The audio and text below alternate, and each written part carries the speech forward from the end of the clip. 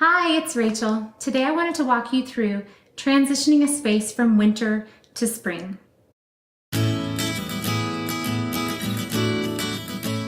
I get questions all the time about what it looks like to seasonally decorate a home without going to too much trouble. And so today I wanted to walk you through my process. Today I have a few goals. I want to lighten things up. I want to maybe bring in a little bit more color. I'm thinking blues and greens for spring. And I definitely want to get rid of some of these deeper, heavier textures. So my first step is to arrange the bookcase. I know already that there's something I have elsewhere in the house that I'd like to put in here, and it's 18 inches tall.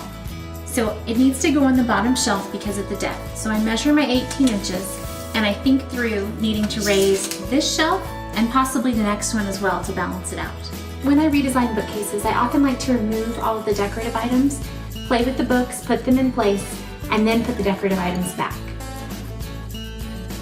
Now I know many bibliophiles have been very concerned about my backwards books, so you'll be pleased to know that I'm planning to change that now. When grouping books, one of the ways I like to do it is to get ones that are of similar height, which is what I had already done for the previous arrangement, and get a kind of continuity in that.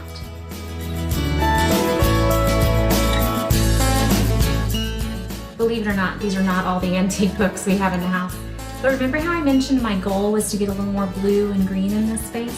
So I went to some of the other shelves, which are overflowing, and I pulled some of the ones that have a little bit more of the color scheme I was going for spring.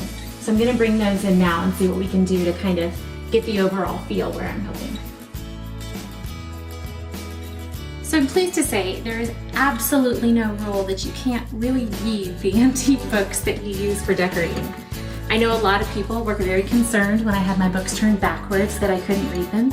And to be fair, that's one reason why I kept some of these ones we actually enjoy reading in another space. Most of the ones here were reference books or things we don't use very often. But some of the ones that we really love to read are things like this My Book House. It's children's stories, and they are just beautifully illustrated and so fun to read. And so my boys read them to each other, and I read them to the kids sometimes. And so I want to make sure those are within reach, plus blues and greens, like I mentioned. Now it's important to step back and take a look and try to decide if it has the overall balance that you're looking for. I've got a couple of bright yellow spots kind of coming up down here, and none up there in the corner. It's mostly browns and reds up there, so I think I might add something a little bit brighter up there.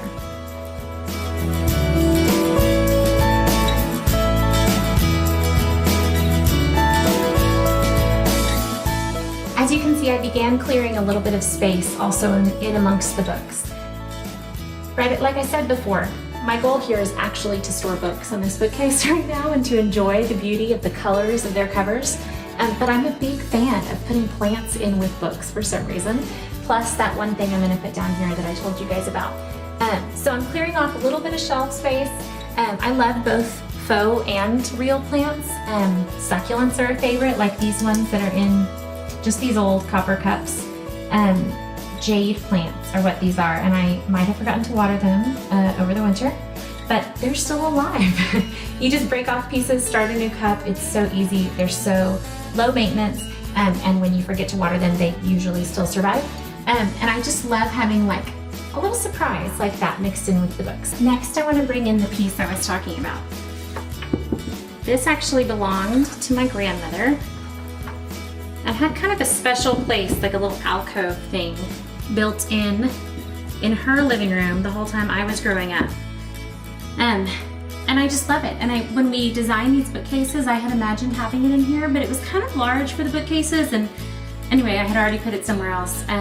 So I just went without it.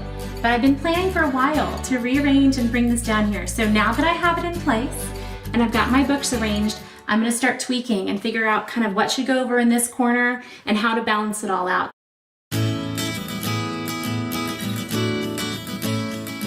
That spot up there on the top shelf is a great spot for a fake plant, so you don't have to get up there to water it.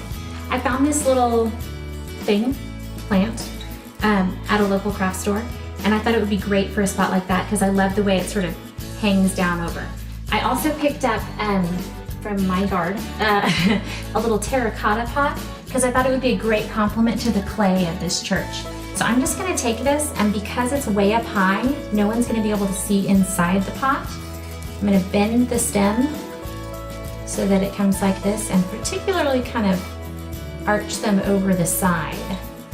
And I didn't even cut the tag off, so I'm just gonna poke it in there along with the plant. And it'll be just like that, and we'll put it way up high. And as always, I like to back up and take a look and get a feel for the balance.